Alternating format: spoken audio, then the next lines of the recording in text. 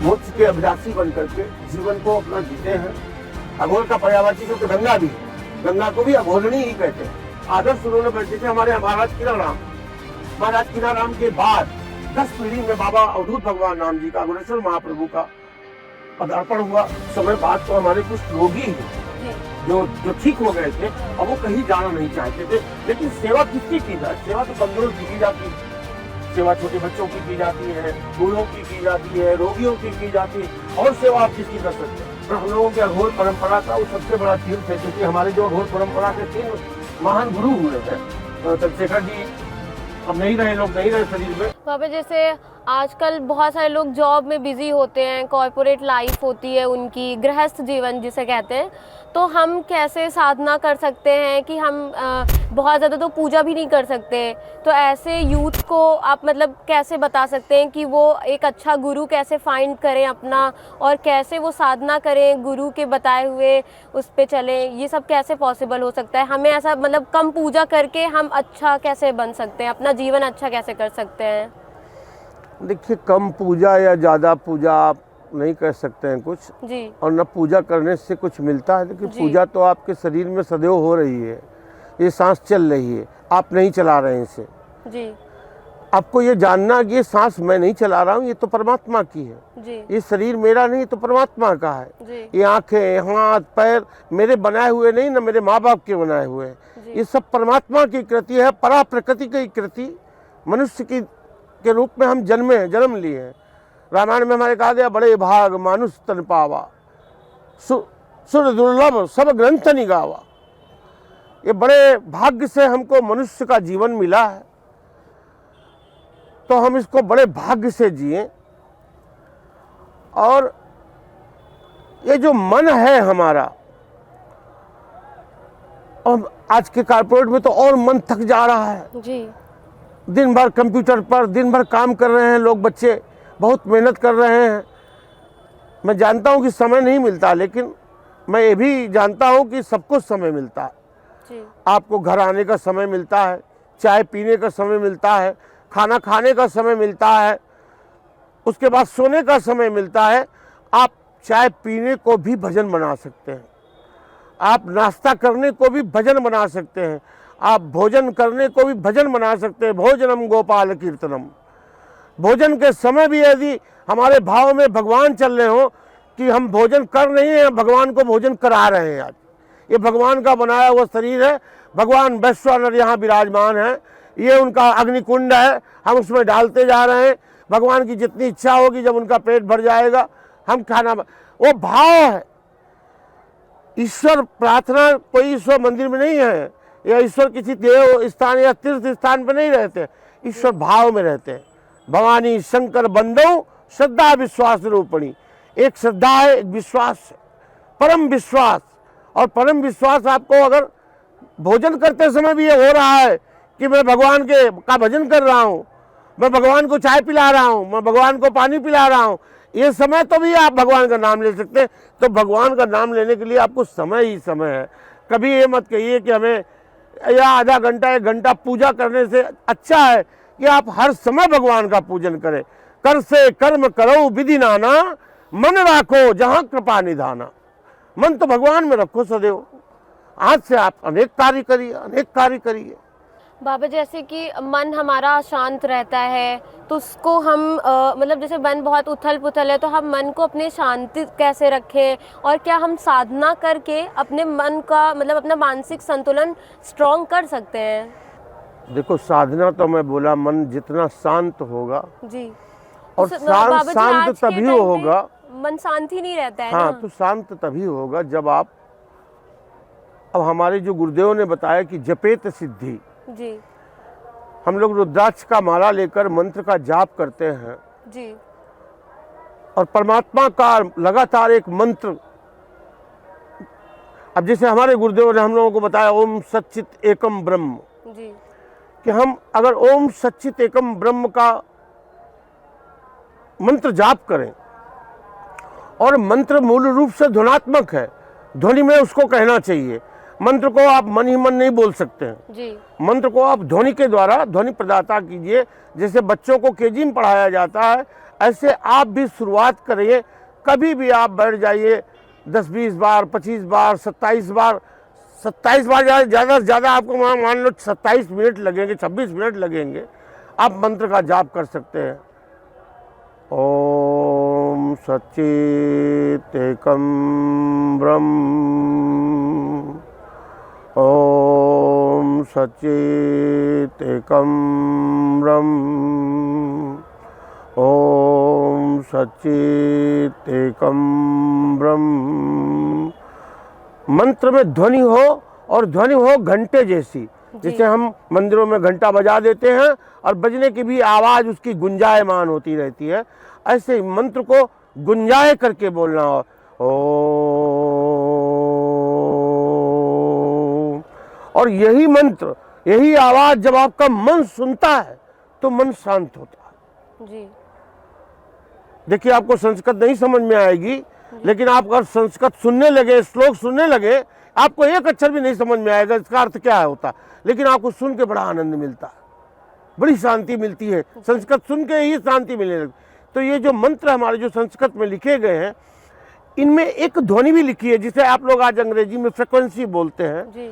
और आज साइंटिस्ट भी अब इस जगह पर पहुंच गए हैं कि ये ओम वगैरह का प्रणव ऐसा है कि 200, 300 टन की चट्टानों को हिला देता है अपनी आवाज़ से। खाली हिलने लग रही है चट्टानें, इतनी इनकी किस फ्रिक्वेंसी से उस आवाज़ को वहाँ डाला जाए कि वो चट्टानों को उड़ा सकती है, उठा सकती है। और शायद भूतकाल में हमारे मिस्र की पिरामिड या ऐसे बड़े बड़े जो केंद्र बने, बड़ी बड़ी स्मृतियाँ बनी है, कृति बनी है, शायद 1300 टन का एक एक पत्थर उनमें लगा है, वो कैसे लाए होंगे।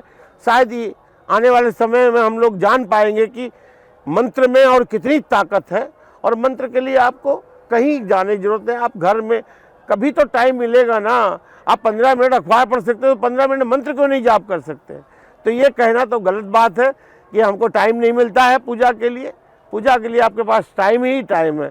और हमारे गुरुजी तो बताते थे कि सबसे अच्छा बाथरूम है। आप बाथरूम में जाइए, उस समय आप एकांत में होते हैं, आप अकेले होते हैं, आप वहाँ भी अपना मंत्र जाप कर सकते हैं और वहाँ भी अपने मन को शांत कर सकते हैं। यदि मन आपका शांत होता है तो निश्चित है, जब शरीर को आराम मिल जाता है ना, शरीर की सारी थकावट दूर हो जाती है, तो शरीर कितना हल्का फुल्का महसूस करता है, स्वस्थ महसूस करता है। ऐसे मन भी जब विश्राम कर लेता है, मन भी जब शांत हो जाता है, एक जगह आ जाता है और मन भी विश्राम कर लेता है, तब मन भी इतना प्रफुल्लित हो जाता है, मन भी बहुत नई नई खोजें करने लगता है, बहुत नया नया कुछ समझने लगता है। तो अध्यात्म जैसे जैसे नया नया समझते जाता है, वो तभी समझ पाएगा जितना मन शांत होगा, जितना मन बिना थका हुआ मन होएगा, वही मन जान पाएगा और वही रिद्धियाँ सिद्धियाँ प्राप्त कर पाएगा। बाबा, आपने कश्मीर से कन्याकुमारी तक पदयात्रा की थी, तो बाबा उसका मुख्य उद्देश्य क्या था वो यात्रा करने का? हमने कन्याकुमारी से कश्मीर की पदयात्रा की थी जी। सॉरी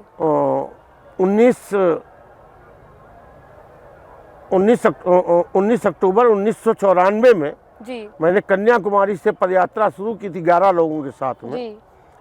और 20 अगस्त 1996 को मैं कश्मीर पहुंचा था जी। यानी लगभग 2 साल हम पैदल चले थे जी। और वो 2 साल पैदल चलने का मेरा मकसद था, मैं अपने पूरे देश को, मैं अपने देश की संस्कृति को, मैं अपने देश के लोगों का खान पान, उनका पहनावा ओढ़ावा, उनका रहन सहन, उनके जीवन जीने की शैली सब नज़दीक से देखना चाहता था, अनुभव करना चाहता कि हे भगवान, हे परमात्मा, हमारे देश में जो भी मानवीय संस्कृति है मैं उनका दर्शन करूं, उनके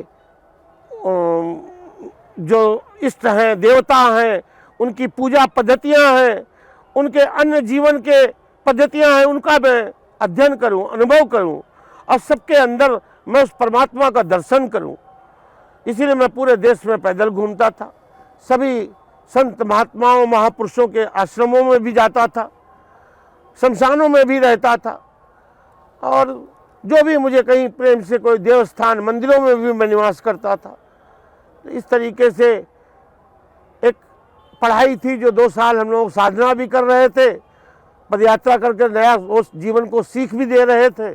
इसीलिए चाहते थे कि हम, अब हमारे गुरुजी का शरीर उस समय तक नहीं रह गया था, अब गुरु जी के विचार ही विचार है हमारे पास, तो उन विचारों का प्रचार प्रसार करने के लिए हम लोग 2 साल पदयात्रा किए, बहुत से लोगों को गुरुदेव के विचारों से जोड़ा, प्रसार से अपने आप को आनंदित किया, स्वयं को बड़ा आनंद अनुभव होता था। हर दिन एक नई जगह मिलती थी, भिक्षा मांग के हम लोग खाते थे तो हर घर का खाना मिलता था, वहाँ का लोकल स्वाद समझ में आता था, लोग खाते क्या हैं, कहीं कोई मिर्चा ज़्यादा खाता है, कहीं कोई गुजरात में तो गुड़ भी डाल देते हैं दाल में, तो अलग अलग ढंग का स्वाद, अलग ढंग की जो संस्कृति थी उसको समझने का अवसर मिला पदयात्रा में। बाबा, जैसे बड़े सरकार ने श्री सर्वेश्वरी अघोर श्री सर्वेश्वरी समूह की स्थापना की थी, तो बाबा उसका मुख्य उद्देश्य क्या है उस संस्था को स्थापित करने का? सर्वेश्वरी समूह, बाबा बोलते थे सर्वेश्वरी समूह मेरी आत्मिका शक्ति का बाह्य प्रदर्शन है। मेरे अंदर जो मैंने एक दुनिया बनाई थी कि मेरा ऐसा परिवार हो, सब एक दूसरे से प्यार करें, सब एक दूसरे के साथ खड़े रहें, सब एक दूसरे के साथ सच्चाई से जीवन जिए, जो बच्चों के साथ कभी निर्दयता का व्यवहार न करें, किसी भी अपनी पत्नी के सिवा किसी भी स्त्री के प्रति मातृभाव रखें।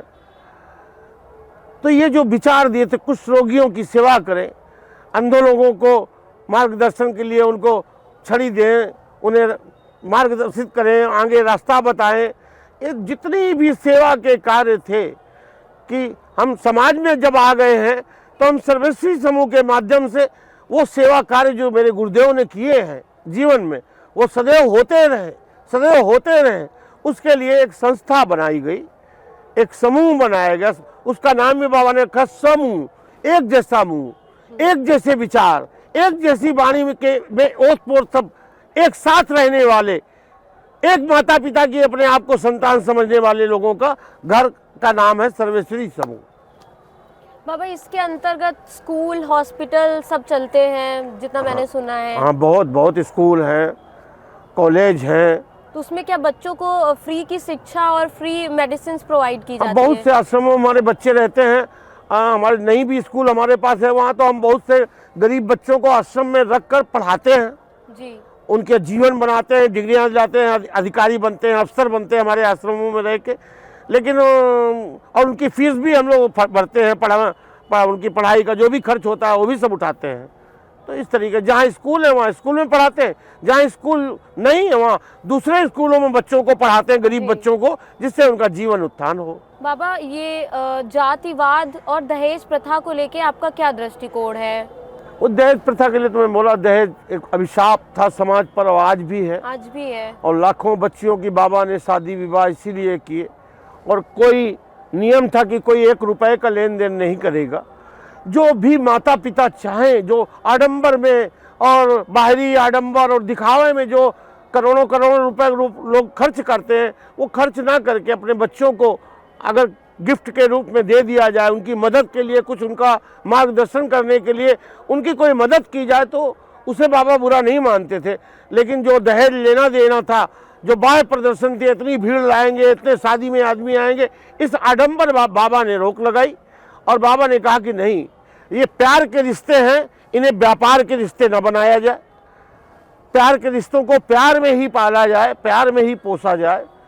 और मेरा ये भी अनुभव है कि हमारे गुरुजी के माध्यम से और उसके बाद हमारे माध्यम से भी, हम लोगों के माध्यम से आज तक हजारों बच्चियों की शादी हुई है जो बहुत अच्छे हैं, बड़े संपन्न हैं, और जो भी वो बच्चे, उन बच्चों के बच्चे जो हैं वो छोटे बच्चेपन से आध्यात्मिक हैं। तो जो हमारे गुरुदेव देखना चाहते थे वो हम लोग देख रहे हैं कि मेरे से ही मेरे बच्चे आश्रम में जुड़े हुए हैं, जितने भी मेरे शिष्य लोग हैं और उनके बच्चे हैं, कोई 8 साल का है, कोई 7 साल का है, कोई 6 साल का है, तो किसी को गीता के 50 श्लोक मालूम है, किसी को गीता के 100 श्लोक मालूम है, किसी को वेदों के भी बहुत सी लाइनें मालूम है। तो हम लोग कोशिश कर रहे हैं कि बच्चों को भी हम गीता, रामायण, वेद, पुराण आदि की शिक्षा आश्रमों के माध्यम से दें, और उसके हम लोग प्रयास कर रहे हैं। बाबा, ये क्या नाम कहते हैं, जैसे आप कह रहे हैं बाबा जो देखना चाहते हैं, तो बाबा तो देख ही रहे होंगे। मैंने एक चीज़ और सुनी थी ये कि कोई पहाड़ी है वहाँ पे बाबा आज भी दर्शन देते हैं अगर आप जाओ तो? हाँ, गिरनार की पहाड़ी है। हाँ गिरनार हमारे गुजरात राज्य में, सौराष्ट्र में है। जी जी। और हम लोगों के अघोर परंपरा का वो सबसे बड़ा तीर्थ है, क्योंकि हमारे जो अघोर परंपरा अच्छा। के 3 महान गुरु हुए हैं, भगवान दत्तात्रेय, भगवान गोरक्षनाथ जी और भगवान किनाराम, जी ये तीनों महापुरुषों ने उस पहाड़ी पर बैठकर साधना की है। जी ये तीनों महापुरुष एक साथ वहाँ पर विचरते थे, जी एक साथ वहाँ चिलम भी पीते थे। जी। तो हम लोग वहाँ जाते हैं और बाबा ने अपने विचारों में, अपनी पुस्तक में वो लिखा है कि हम अपने प्रिय शिष्यों को जी यदा कदा गिरनार की पहाड़ियों में शरीर मिलूंगा, जी और जिसके उदाहरण तो हम ही हैं कि हमको भी मिले हैं, जी और हमें कन्याकुमारी से कश्मीर की पद यात्रा की प्रेरणा उन्होंने ही दी। जी और ऐसे मजुमदार साहब हैं, चंद्रशेखर जी अब नहीं रहे, लोग नहीं रहे शरीर में, जी लेकिन चंद्रशेखर जी ने भी 2005 में मुझे बताया कि बाबा टहल रहे थे, आज रात भर मैं बाबा को देखा हूँ। और बाबा के कमरे में, जब वो भोरसी आश्रम में उनके कमरे में जैसे होता था उनका बाथरूम में, तो उससे मालूम पड़ा था कि कोई यहाँ पर था, स्नान कर रहा था, सो रहा था। तो उसको भी, तो ऐसे आज भी हम लोग बहुत अनुभव करते हैं।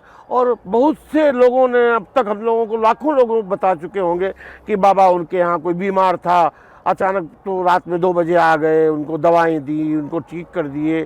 तो आज भी वो शरीर में हर जगह हैं। लेकिन गिरनार की पहाड़ियों में चूँकि उन्होंने 2-3 लोगों को प्रमाण मेरे पास हैं कि जिन्होंने शरीर छूटने के बाद बाबा को देखा, और जिसमें 2 लोगों ने गिरनार की पहाड़ियों पर भी उनको देखा। तो ऐसे प्रमाण। आपने जब देखा था तब उस टाइम पे मतलब क्या हुआ था वो इंसिडेंट? वो इंसिडेंट था कि जब बाबा अमेरिका में थे, जी तो बाबा हमारे यहाँ से पड़ाव आश्रम से सर्वेश्वरी टाइम्स नाम की एक पाक्षिक पत्रिका हर 15 दिन में वो पत्रिका मैगजीन निकलती है जी, और वो सभी शिष्यों के यहाँ जाती है जी। तो जब 13 दिन होता था मैगजीन का, 13 सब छप जाती थी, तो अवगढ़ बाणी के लिए बाबा कहीं भी रहते थे, 13वें दिन वो अवगढ़ बाणी देते थे। तो 13वें दिन बाबा ने अमेरिका से टेलीफोन करके मुझे वो अवगढ़ बाणी लिखाई जी। तो उन्होंने अवगढ़ बाणी लिखाई, करी कमंडल गही रहे, जहां लग सरिता जाए, बूंद न एक समाए। मेरे तो कुछ समझ में नहीं आया उस समय कि इस बाणी का क्या अर्थ होता है, और मैं बड़ा प्रयास भी करता रहा और थोड़ा बहुत समझने की कोशिश भी करता रहा। कर हाथ में कमंडल, चूंकि गुरुदेव ने कमंडल दिया था, तो हाथ में कमंडल लेकर सरिताएं जहाँ जाती हैं समुद्र तक, वहाँ चले जाओ। लेकिन पूरा समझ नहीं पा रहा था कि क्या है इसका मतलब जी। तो चूंकि बाणी मुझे याद थी जी। और जब गिरनार में मैं एक 10-20 सीढ़ी बची थी, दत्तात्रेय भगवान ने 10,000 सीढ़ी में 10-20 सीढ़ी बची थी, मैं एक सीढ़ी पर बैठ के विश्राम कर रहा था, तब तक मुझसे 10 सीढ़ी ऊपर वो खड़े थे और बिल्कुल बाल बिखरे बिखरे, और उन्होंने जोर से वो अपनी आवाज में जब बाबा बोले कि अरे मूर्ख, मैं तुझसे अमेरिका से कह रहा हूँ कि कर कमंडल गही रहे, जहाँ लग सरिता जाए, बूंद न एक समय, जहाँ कन्याकुमारी से कश्मीर तक की पद यात्रा कर। तब वो मतलब अपना प्राण त्याग चुके थे, समाधि ले चुके थे। 92 में वो शरीर छोड़ चुके थे नवंबर में, और हम 1994 में हम पदयात्रा शुरू किए। तो हमको उसी समय मैं भटका, मैं क्या करूं, आश्रम भी छोड़ के चल दिया था, सब छोड़ के चल दिया था, मैं करूं तो क्या करूं। तो मैं, यही मेरे भी दिमाग में जो आपका प्रश्न था कि बाबा बोले कि मैं गिरनार की पहाड़ियों में मिलूंगा अपने प्रिय लोगों को। मैं देखता, मैं सोचा मैं पता नहीं प्रिय हूँ कि नहीं हूँ, मिलेंगे कि नहीं मिलेंगे, लेकिन उन्होंने कृपा की, मुझे मिले, मेरा मार्गदर्शन किया, मैं पदयात्रा की। पदयात्रा से जब लौट के मैं 96 में आया, तब 97 में मैंने महाराष्ट्र में आश्रमों की स्थापना की। बाबा ने आपको मुड़िया साधु उसके पहले नहीं बनाया था?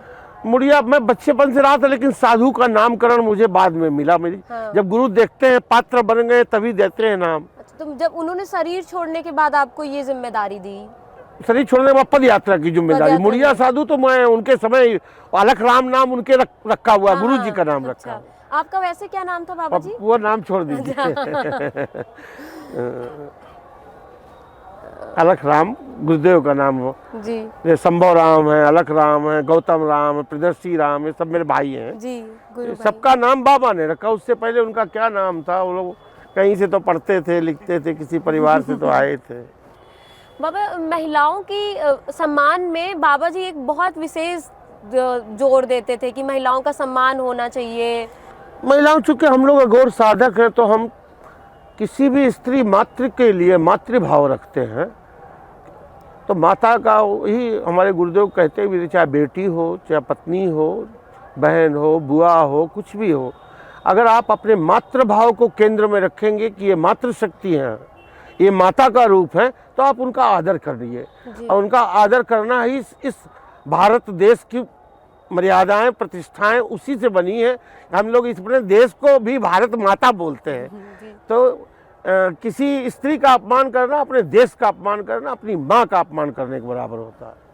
बाबा, आपके अनुसार साधना और सेवा का क्या संबंध है? साधना का मतलब पढ़ाई, गुरु की आज्ञा के द्वारा जो पढ़ने को दिया जाए, जो जप करने को दिया जाए, जो साधना का मार्ग गुरुदेव बताएं, वो पूरी लगन के साथ किया जाए।